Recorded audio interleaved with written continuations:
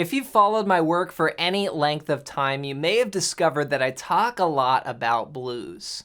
This is because the fundamental principles of the blues are the basis of the past 150 years of popular music. So if you want to play popular songs from the past 150 years, then knowing the blues is going to make doing all of that easier.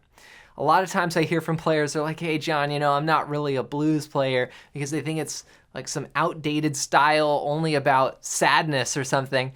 But then they say something like, oh, but I love playing the Beatles or the Rolling Stones.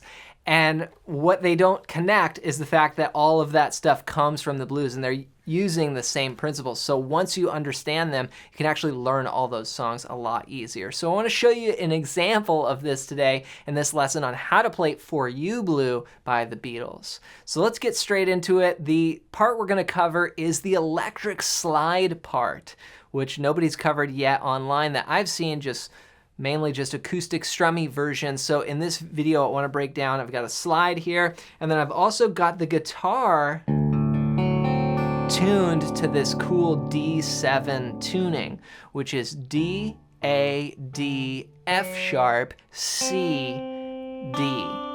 Now what happens when you slide, you actually get a dominant seventh chord sliding around the fretboard without having to move to other notes. You can just start out, like for example, the first part of the solo goes like this.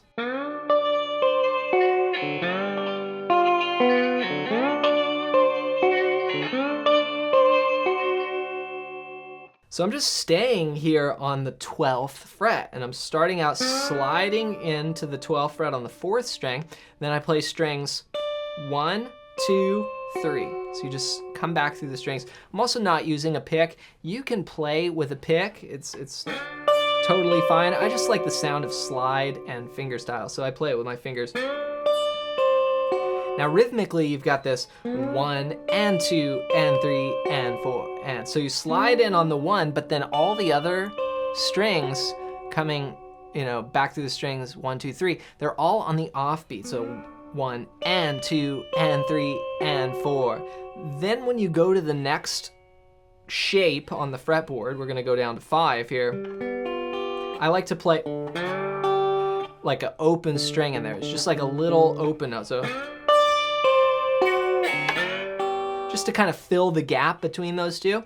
Then you slide into the 5th fret on the 4th string, then go 1st string, 2nd string, 3rd string. So the same thing, 1 and 2 and 3 and 4 and 1. Then you slide back up. Now, you can slide from 5 there up to 12, or you could do the open as well. It's a mix on the recording. It's just, as long as you get these basic ideas that I'm showing you here in this lesson, then you'll be able to capture the feel of the recording. And it's all just based around these shapes being slid across the fretboard. So 1 and 2 and 3 and 4 and 1 and 2 and 3 and 4 and 1 and 2 and 3 and 4 and 1 and 2 and 3 and 4. So that was the same thing. I just came back up and did it 2 more times. Now another important point is that these 8th notes, 1 and 2 and 3 and 4, and they're swung, right? So it's not 1 and 2 and 3, and it's 1 and 2 and 3 and 4. So sort of get this long, short, long, short, long, short, long, short feel to it. Here it is again.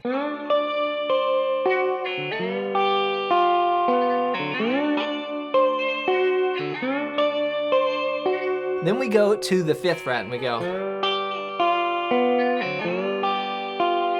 So 2 times there on this chord, which is actually a G. So let me point out the chords, by the way. So this is a D7, this is a G7, and we do that G twice, then back up to D twice. Because remember, the 12th fret here is the same as these open strings, right? It's an octave up.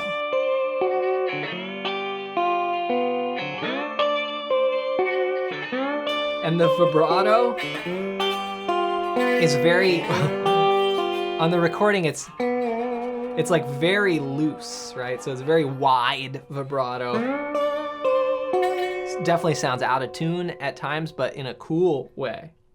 So from there, we get to what's called the turnaround, which is, again, another common thing you see in the blues all the time. In fact, there's one part during the solo where you hear George say, and that's the 12-bar blues or something in the background, and then I think Paul McCartney goes, Elmore James ain't got nothing on this thing. And basically, I mean, it's like a tip of the hat to the blues legends. So here's what you play for the turnaround. You go into the 7th fret. Okay, so that's gonna be your 5 chord, which that's actually an A7 chord. 1 and 2 and 3 and 4, and then down to G7, back up to D. But the second time it goes here, and you can do this turnaround. You can go, instead of, remember I said 12, you could also go down. So check this out.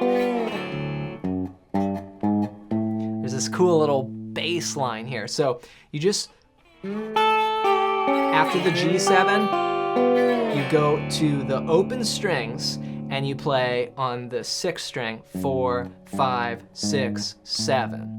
Okay, and that's just a walking bass line going up every fret. A 1, 2, 3, 4, 1 and 2 and. Then you do this slide into the 7th fret. So 1, 2, 3, 4, 1 and 2 and 3 and 4 and.